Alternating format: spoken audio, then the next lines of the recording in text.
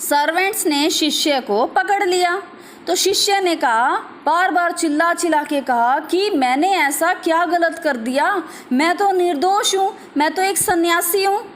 तो सर्वेंट्स ने जवाब दिया कि वो एक मोटे आदमी को तलाश रहे थे जो उनकी स्टेक में फिट आ जाए। तो उस टाइम उस शिष्य को ज्ञानी गुरुजी की बातें याद आ गई कि ये एक मूर्खों का नगर है, तुम नहीं जानते कि वो अगले पल तुम्हारे साथ क्या करेंगे।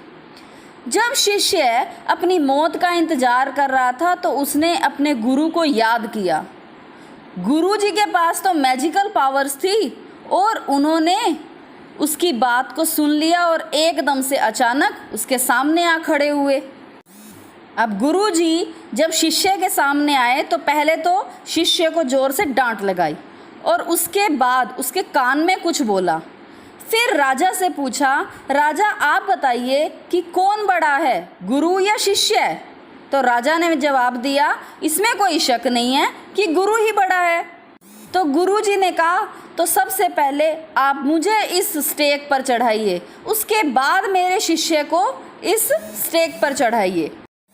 अब गुरु और शिष्य इस बात पे लड़ने लगे कि पहले कौन मरेगा। तो राजा बड़ी उलझन में पड़ गया। तो राजा ने पूछा कि आप दोनों मरना ही क्यों चाहते हो?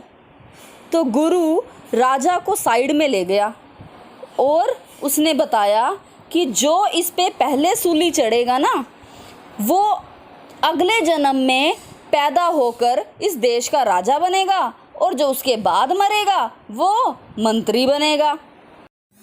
राजा ने सूली चढ़ाने वाले को कहा, आज रात अपराधियों को भेजा जाएगा, जो आदमी पहले आएगा उसे पहले सूली चढ़ाना और फिर वैसा ही दूसरे के साथ करना, कोई भी गलती नहीं होनी चाहिए। उस रात राजा और मंत्री चुपके से जेल में गए, गुरु और शिष्य को छुड़ा लिया और उनके जैसे कपड़े और वेश धारण कर लिए। जैसा कि सूली चढ़ाने वालों को कहा गया था, बिल्कुल वैसा ही किया गया। अब डेड बॉडीज़ को जब गिद्धों और कौओं के सामने फेंकने के लिए लेकर जा रहे थे तो लोगों में खलबली मच गई, क्योंकि वो जो डेड बॉडीज़ थी वो राजा और मंत्री की थी। तो पूरा शहर उलझन में था।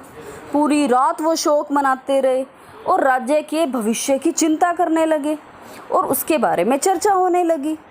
तो कुछ लोगों ने अचानक गुरु और शिष्य के बारे में सोचा जब वो उस शहर से जाने की तैयारी कर रहे थे। अब उनको रोक लिया गया और उनके सामने रिक्वेस्ट की गई कि वो दोनों इस राज्य के राजा और मंत्री बन जाएं। शिष्य को मनाने में तो ज़्यादा टाइम नहीं लगा, लेकिन गुरु को राज़ी करने में थोड़ा टाइम लग गया।